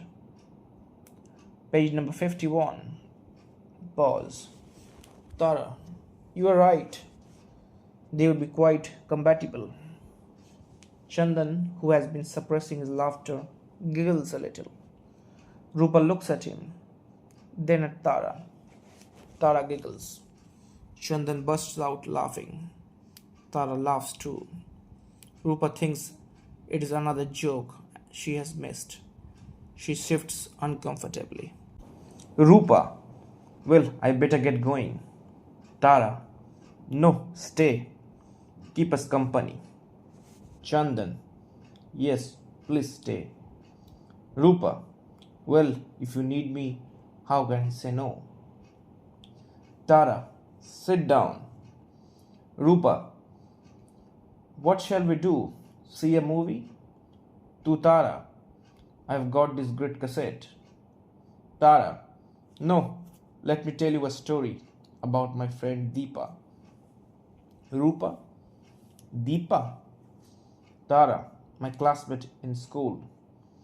Chandan to Rupa, Standard 8, her best friend. Tara, with a harshness she has not shown before. Not in the beginning, she wasn't. Used to sit next to me in class because Mrs. Ramanathan, our science teacher, told her to. Never talked to me until Redbag, Mrs. Ramanathan, paid of us for some stupid project. Wanted us to make a model of the solar system or something as our homework. I decided I would rather go over to her house than call her home. She didn't like the idea, but Radbag decided for us. So Deepa had to take me home with her. We sat on her bed, making our model with rubber balls and wires. Her bed felt somewhat different.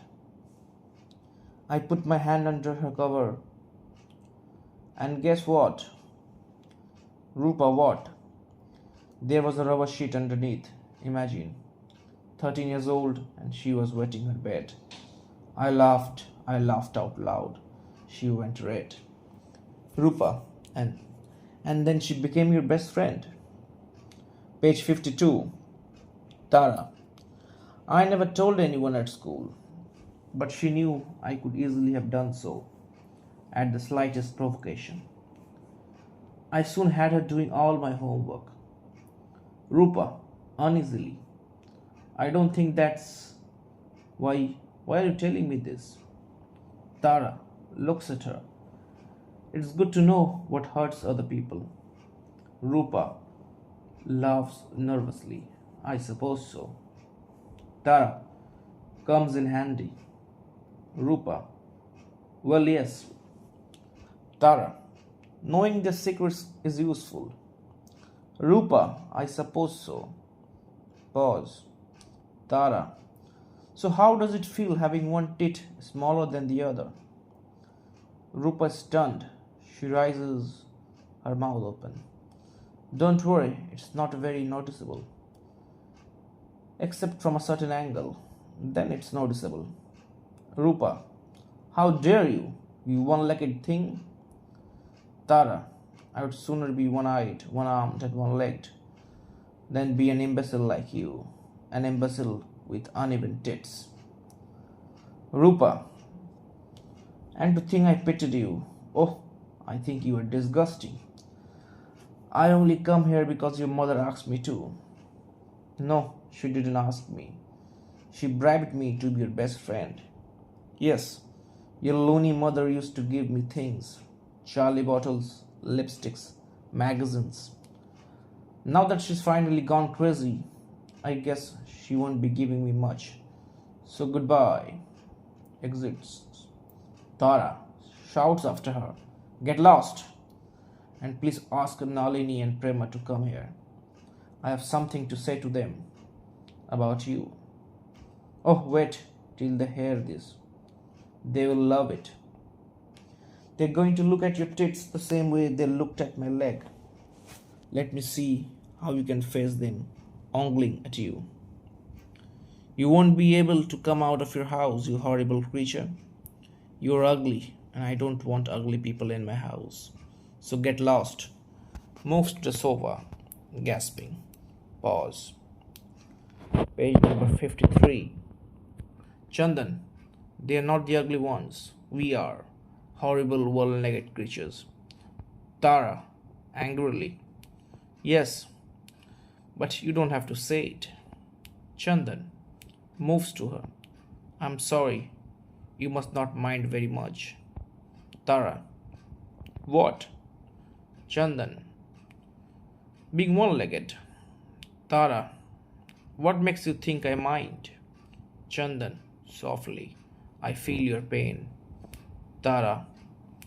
Yes, I do mind. I mind very much.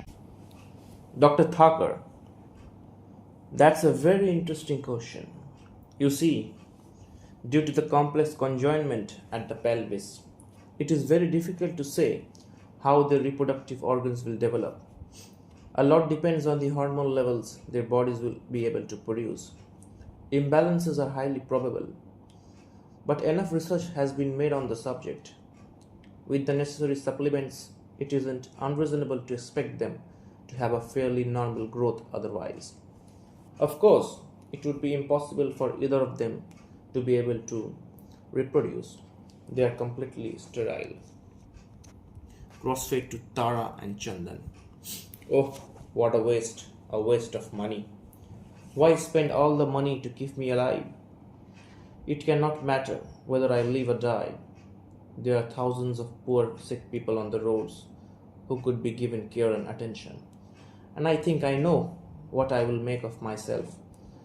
I will be a carer for those people. I will spend the rest of my life feeding and clothing those starving, naked millions everywhere. Everyone is talking about. Maybe I can start an institution that will do all that.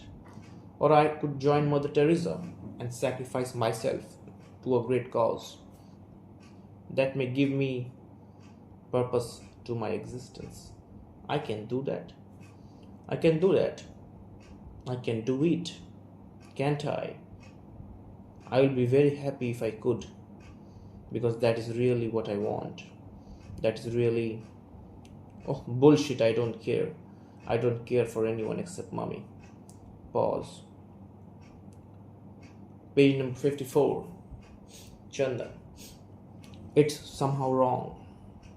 Tara, I don't care. Chandan, you should care for people around you.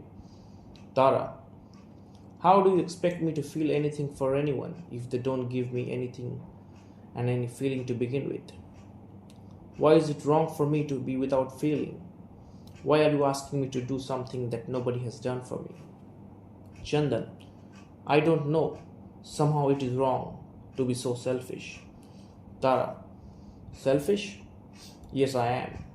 I have the right to be selfish like everyone else. Chandan, no, you don't. We don't. We are not everyone else. Tara, I think that bothers you more than it bothers me. Chandan, I am not being bothered by anything. Tara, but it bothers me to hear you preaching to me what's wrong and what isn't. Chandan, all right, I won't.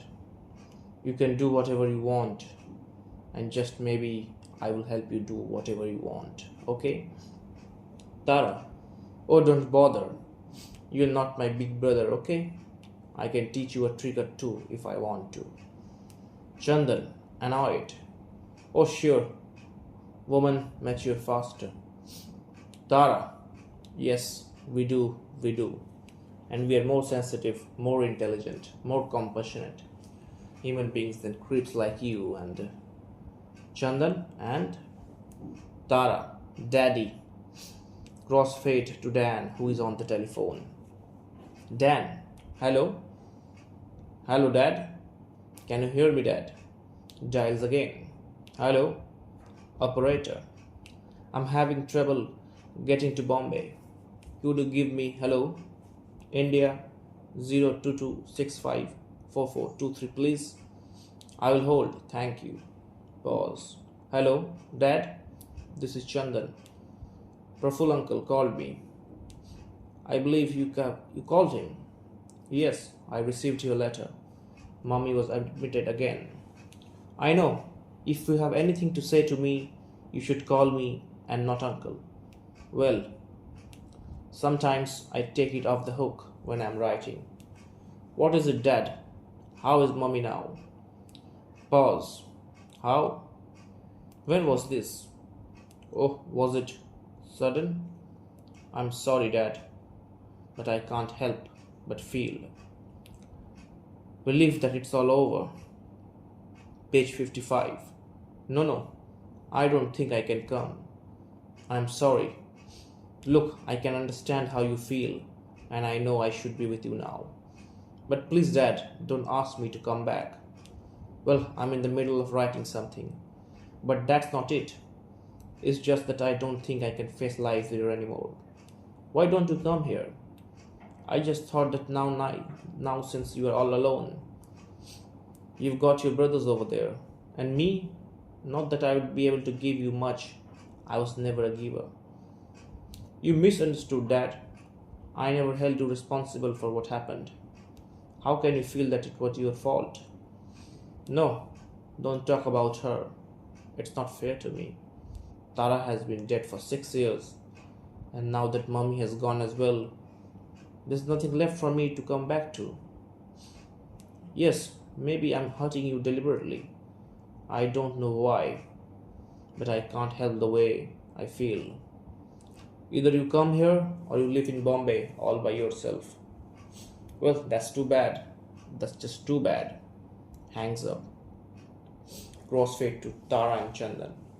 Tara, when did you last visit Mummy? You didn't come with us last Sunday? Chandan, I don't like hospitals. Tara, sarcastically, I know, they depress you. Chandan, I will go soon. Tara, you have only come with us once. Chandan, I will come this Sunday. She isn't any better, I know. You can visit her more often if you want to. Tara, I want to. Chandan, who's stopping you? Pause. Tara, Daddy. Chandan, why? No reply. I think you are being unfair. Page 56. Tara, you are always defending him. Chandan, I am not. He's not what you make him out to be. Tara, you say that because he's nice to you. Chandan, he's nice to you. Tara, he talks to you more often. Chandan, all right, he talks to me, but he's nice to you. Tara, I tell you, he hates me. Chandan, nobody hates you. Pause. Tara, I hate him. Chandan, why? Pause. Tara, Chandan, I did not go to the physiotherapist today. Chandan, where did you go then? Tara, to the hospital. Chandan, what? Why didn't you tell me? Tara, I just decided on the way. I asked the driver to take me there instead. I wanted to meet her alone. Chandan, well, what happened? Tara, Chandan, I must meet her alone. Chandan, didn't you meet her? Tara, they wouldn't let me. Chandan, they who? Tara, the hospital staff. At the reception, they asked me who I wanted to see. I told them they had asked me to wait. One of the nurses passing by recognized me. She drew the receptionist aside and spoke to her in a low voice. She thought I couldn't hear what she was saying, but I heard. Page number 57. She told her that she had received strict instructions from our father that I shouldn't on any account be allowed to see Mummy on my own. Pause. Now tell me I'm imagining things. Tell me that he doesn't hate me. Chandan, don't be stupid. There must be a reason. Maybe he feels that your presence upsets Mummy some way. Tara, I would upset Mummy? Chandan, Just a possibility. I didn't mean. Tara. Oh, so it's me, is it? I am the one upsetting her. Your daddy is blameless. Maybe I'm stupid. I must be, complaining to the allied party. Chandan. Maybe you should be the writer with your wild imagination. Tara. Chandan, I need your help. Chandan. Don't expect me to take your side and quarrel on your behalf. I don't think I should encourage you. Tara. Okay, don't believe me. All I want is your help in getting me alone with Mummy so I can talk to her. Chandan. How can I do that? Tara. I don't know. Maybe next time we visit her, you could distract Daddy. Pretend you are getting another attack or something. Chandan. And then she will disclose her dark secret to you. What do you think she will tell you? Tara. She will tell me about him. Pause. Chandan, I don't think I can do that. Maybe it's all for the best. Tara, what? Chandan, if Daddy wants to stop her from saying something to us, maybe it's not good for us to hear it. Tara, and who decides what's good for us to hear and what isn't? Page 58. Chandan, whatever it is, if at all it exists, he will tell us himself when he thinks we are good and ready. Tara, will he? Chandan, trust him, he will. Tara, what if the secret concerns you? Will he tell us then? Chandan, she is desperately trying to tell me something and I want to know. Chandan, I don't understand. It's not like Daddy to withhold anything from us. I think you are just, making a mountain of it. Tara, I don't think you care for us. Chandan, wait a minute. That's silly. Tara, you don't care about me. You don't care about Mummy. You don't want to see her. As far as you are concerned, she's already dead. Chandan, that's not true. Crossfade to Dr. Thakur. Dr. Thakur, post-operative care needed just as much planning. Other operations may have to be made when the twins grow up. But the important thing is the separation was a complete success. Crossfade to Tara and Chandan. Patel is coming up the street. Chandan, not now, please. We'll ask him tomorrow. Tara, tomorrow may be too late. Chandan, don't. He's disturbed enough by mummies. Tara, I am disturbed. How dare he stop us? Patel enters. Daddy.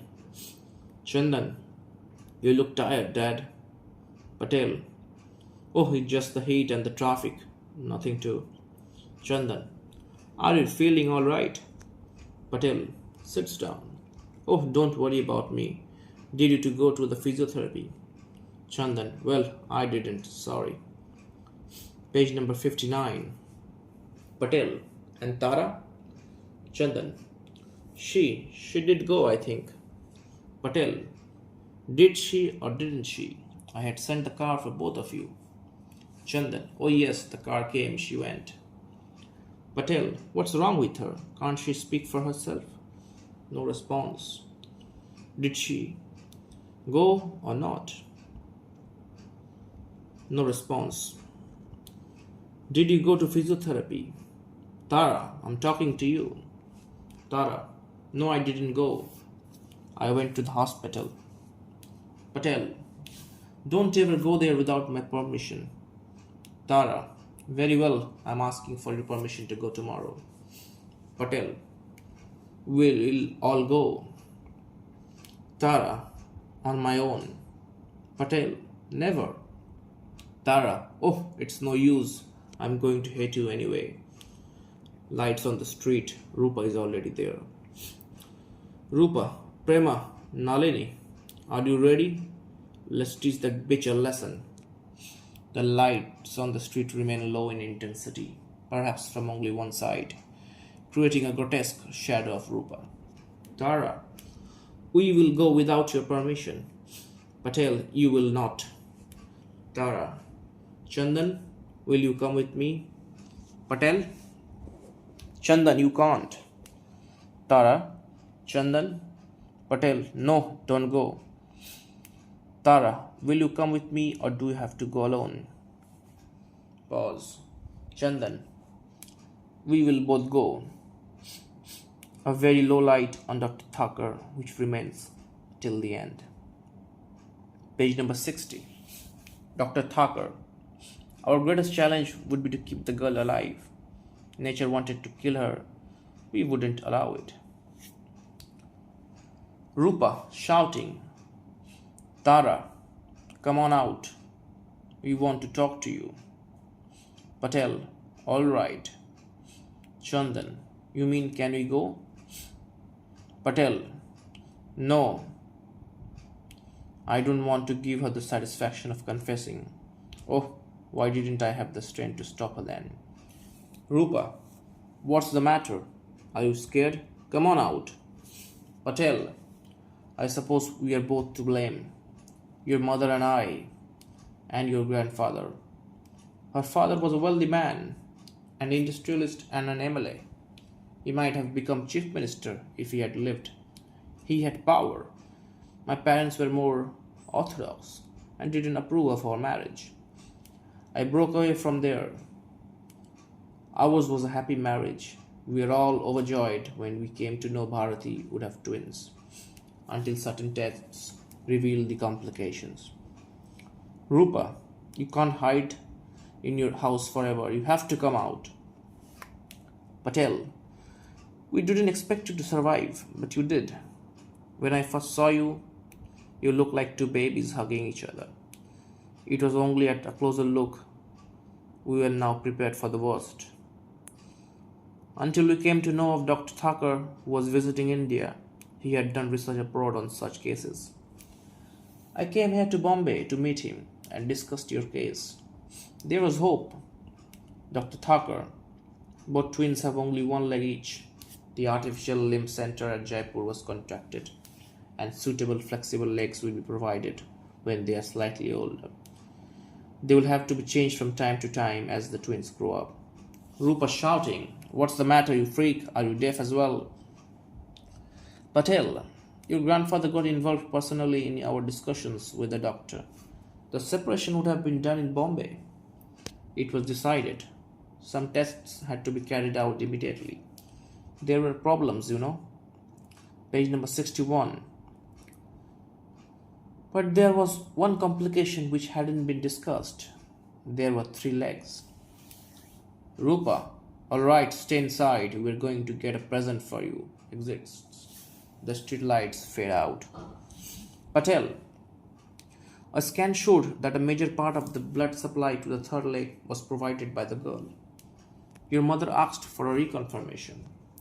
The result was the same. The chances were slightly better that the leg would survive on the girl. Your grandfather and your mother had a private meeting with Dr. Thakur. I wasn't asked to come. That same evening, your mother told me of her decision. Everything will be done as planned, except I couldn't believe what she told me, that they would risk giving both legs to the boy. Maybe if I had protested more strongly. I tried to reason with her that it wasn't right and that even the doctor would realize that it was unethical. The doctor had agreed. I was told. It was only later I came to know of his intention of starting a large nursing home, the largest in Bangalore.